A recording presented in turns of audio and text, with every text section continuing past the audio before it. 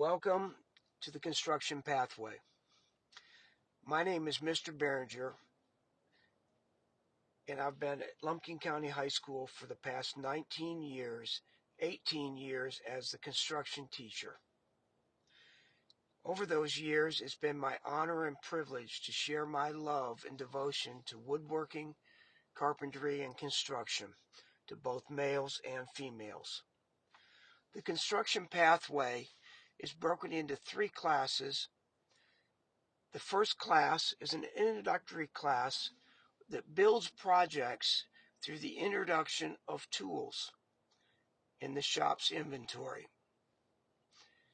The second and third classes are devoted to building our annual Habitat for Humanity house, along with building various projects such as wheelchair ramps for the community.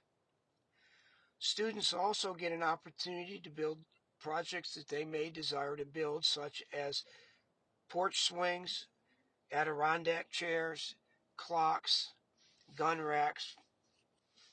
If you like an unconventional class, an out-of-your-seat type class, give the construction pathway a look.